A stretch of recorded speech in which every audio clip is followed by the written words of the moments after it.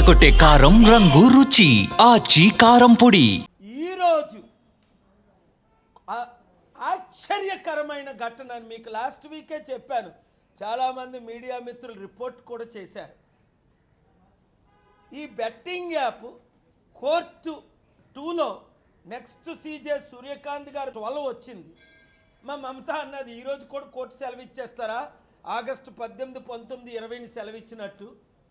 Last week అన్నది ఈరోజు మీ matter అయినా పీకేస్తారు, కోర్టుకైనా సెలవిస్తారని. నా మ్యాటర్నే డిలీట్ చేసి పడేశారు. ఎందుకు? 1000 కోట్లున్న సచిన్ తెందుల్కర్, 100 కోట్లున్న బెట్టింగ్ యాప్ని ఎండోర్స్ చేసిన వాళ్ళందరినీ జైల్లో పెట్టినా సరిపోదు. ఎందుకు? ఈ బెట్టింగ్ యాప్ల ద్వారా 10 లక్షల కోట్ల ఆదాయం, కొన్ని 59 కోట్ల మంది యూత్కు ఎంతో నష్టం జరుగుతుంది. 59 కోట్ల మంది. Honourable justice Suryakant ji and Joymalya Bagchi ji, God bless you.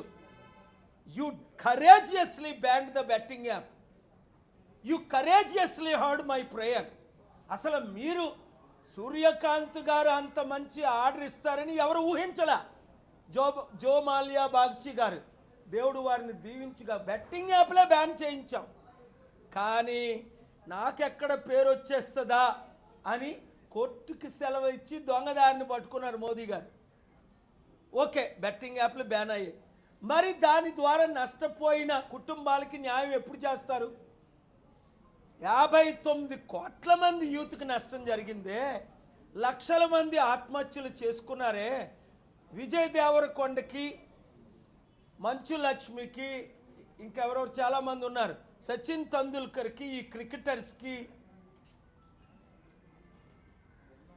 వాళ్ళకి 100 కోట్ల అవసరమా? బెట్టింగ్ యాప్ ద్వారా ఎంత నష్టం జరుగుతుందని తెలిసి ప్రాణాలు తీశారు. మరి వాళ్ళని జైల్లో పెట్టొద్దా? కనీసం వాళ్ళు తీసుకున్న డబ్బులు తిరిగి వచ్చి ఈ కుటుంబాలకి, నష్టపోయిన కుటుంబాలకి తిండి లేదే. కోర్టులు న్యాయం చేయకపోతే, గవర్నమెంట్ న్యాయం చేయకపోతే అనేక విషయాలు. ఇప్పుడు బస్సు ఓనర్స్, ఎన్ని బస్సులు యాక్సిడెంట్ అయిపోతున్నాయి. ఈ ట్రాన్స్పోర్ట్ మినిస్టర్ ఎవడైనా రాజీనామా చేస్తున్నాడా? ఆర్టీఓని ఎవడైనా అరెస్ట్ చేస్తున్నాడా? బస్సు ఓనర్స్ని ఎవడైనా అరెస్ట్ చేస్తున్నాడా? చంద్రబాబు నాయుడుకి డబ్బులు ఇస్తే ఆయన కళ్ళు మూసుకొని పాలు తాగినట్టు తాగుతాడు ఆయన. ఈ ట్రాన్స్పోర్ట్ మినిస్టర్ ఎవడు తెలంగాణలో? ఆ పేరే తెలియదు నాకు. పొన్నం ప్రభాకర్. ఒరే, నువ్వు రాజీనామా చేయొద్దా ఇన్ని యాక్సిడెంట్లు అవుతుంటే? ఆ కాలంలో చిన్న ఒక్క రైలు యాక్సిడెంట్ అయితే రైల్వే మినిస్టరు లాల్ బహదూర్ శాస్త్రి, అందుకే గాడ్ బ్లెస్ ఈ సోల్ అంటాం. ఈ దరిద్రులు ఉన్నారు ఇప్పుడు, వీళ్ళందరూ దరిద్రులు. ఇప్పుడున్న మంత్రులు, ఈ ముఖ్యమంత్రులు అంతవరకు ఎందుకు? తమ్ముడు రేవంత్ రెడ్డి అంటే నాకు ఎంతో ఇష్టం. తమ్ముడు రా అమెరికా, సమిట్ పెడదాం, చారిటీ సిటీకి రా, అందరినీ కలుస్తాడు. నన్ను తప్ప 9 సార్లు కలిశాడు. రా డబ్బులు తెద్దాం, అప్పులు తీర్దాం అంటే చంద్రబాబు ఏం చెప్తే అదే చేస్తానంటాడు. అరే చంద్రబాబు ఆంధ్రప్రదేశ్ ముఖ్యమంత్రి తమ్ముడు. అక్కడ 13 లక్షల కోట్లు రాష్ట్రం సర్వనాశనం అయిపోయి మా చారిటీల మీద పడుతున్నారు. ఇదిగో మంగళవారం నుంచి నేను ఆంధ్రప్రదేశ్లో ఉంటా. చంద్రబాబు నాయుడు గారు, మీ చారిటీలకి ట్యాక్సులు ఉండవు, బిల్డింగ్లకి ట్యాక్సులు ఉండవు. కాస్త చదువు ఉంది కదా మీకు, ఇంగ్లీష్ రాకపోయినా కొంత నాలెడ్జ్ ఉంది కదా. 40 సంవత్సరాలు ముఖ్యమంత్రిగా 15 సంవత్సరాలు చేశారు. చారిటీలకి ట్యాక్సులు ఉంటాయా అంటే నేను రానేనా? వస్తున్నా నెక్స్ట్ వీక్. నేను కానీ పంచులు స్టార్ట్ చేశానా ఎలాగుంటాయో మీకు తెలీదు, మరోసారి తెలుసుకుంటాను. నన్ను ఎవరైనా ఆపగలరు అంటే మీ తరం కాదు. నేను మిమ్మల్ని ఆపగలను, మీ గుండె పుట్టుకుమని ఆపగలను. రాజశేఖర రెడ్డిది ఆపినట్టు నా జోలికి రాకండి, నా శాపాలు పొందకండి. రాష్ట్రం బాగు చేద్దామా? మీ ఇంటికి వచ్చి కలుస్తా. 22 సార్లు మీరు వచ్చి నన్ను కలిశారు. ముఖ్యమంత్రిగా, మాజీ ముఖ్యమంత్రిగా నేను గౌరవం ఇచ్చాను. రండి కలిసి పనిచేద్దాం. ప్రపంచంలో డబ్బులు ఇప్పుడు మోదీ గవర్నమెంట్ నన్ను వాడుకోవట్లేదా? అమిత్ షా గారు వాడుకోవట్లేదా? యుఏఈ నుంచి, సౌదీ అరేబియా నుంచి, అనేక దేశాల నుంచి ఇన్వెస్ట్మెంట్స్ తేట్లేదా? దేశాన్ని కాపాడలేదా? మరి మీరు తెలుగు రాష్ట్రాల్లో నన్ను ఎందుకు వాడుకోరు?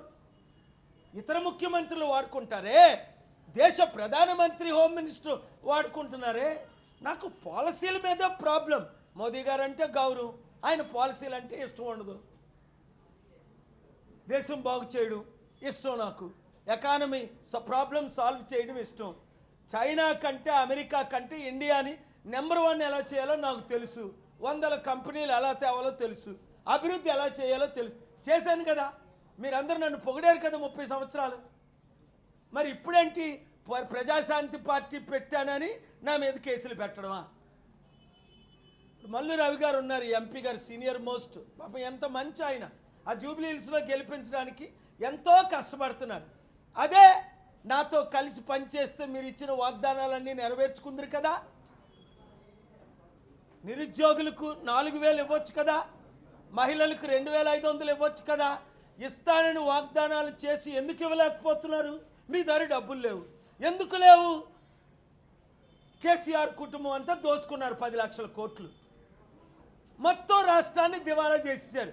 అక్కడో 2 కుటుంబాలు, వాళ్ళ చుట్టూ ఉన్న ఆ కులంలోనో ఆ మతంలో ఉన్నోలో 200 కుటుంబాలు, ఇక్కడో 100 కుటుంబాలు, అక్కడో 100 కుటుంబాలు, 200 కుటుంబాలు బాగుపడ్డారు 2 తెలుగు రాష్ట్రాల్లో. ఇంకెవడైనా బాగుపడ్డాడా? రైతులు బాగుపడ్డారా? ఉద్యోగులు బాగుపడ్డారా? నిరుద్యోగులు బాగుపడ్డారా? మహిళలు బాగుపడ్డారా? ఇచ్చిన వాగ్దానం. ఇక్కడ 10 లక్షల కోట్ల అప్పు తెలంగాణలో, అక్కడ ఆంధ్రప్రదేశ్లో 13 లక్షల కోట్ల అప్పు. ఎక్కడికి వెళ్తుంది రాష్ట్రం, దేశం? అందుకనే మార్పు రావాలి, ఆ మార్పు మనమే తేవాలి అన్న రోజునే ఈ దొంగలకి, ఈ దోచుకునే వాళ్ళకి, ఈ కుటుంబ కుల రాజకీయ నాయకులకి మీరు దూరం పెట్టాలి. రేవంత్ రెడ్డి మనసు మారాలి, చంద్రబాబు నాయుడు గారి మనసు మారాలని ప్రార్థించండి. లేదా మార్పు రాకపోతే ప్రభువా వాళ్ళని తీసేయండి అని ప్రార్థించండి. ఎందుకంటే మనం వస్తే అభివృద్ధి జరుగుతుంది. నా బాధ అంతా ఏంటి, మన దేశంలో తెలివైన వాళ్ళు ఉన్నారు, అన్ని రీసోర్సెస్ ఉన్నాయి, మంచి మెన్ పవర్ ఉంది, బెస్ట్ సైంటిస్టులు, డాక్టర్లు, ఇంజనీర్లు, సాఫ్ట్వేర్ అందరు ఉన్నారు. కానీ దరిద్రమైన రాజకీయ నాయకులను బట్టి ఈ దేశం సర్వనాశనం అయిపోతుందని ప్రతి కోర్టు, సుప్రీంకోర్టు 1 చీఫ్ జస్టిస్ ముందు, AP Telangana high court chief justice ముందు, ఇది కూడా నేను చెప్తున్నాను. నేను ఈ దేశం వచ్చిందే బాగు చేయడానికి. నాతో కలవండి, కలిసి పనిచేద్దాం. ఏ పార్టీ అయినా నాకు ఇబ్బంది లేదు, కలిసి పనిచేస్తే. అందుకనే తమ్ముడు రేవంత్ రెడ్డి ఇమీడియట్గా మనసు మారాలని, ఇమీడియట్గా మనతో కలిసి పని చేయాలని కోరుకుందాం. అక్కడ చంద్రబాబు నాయుడు గారు, ఇక్కడ రేవంత్ రెడ్డి గారు. God bless you. Thank you very much.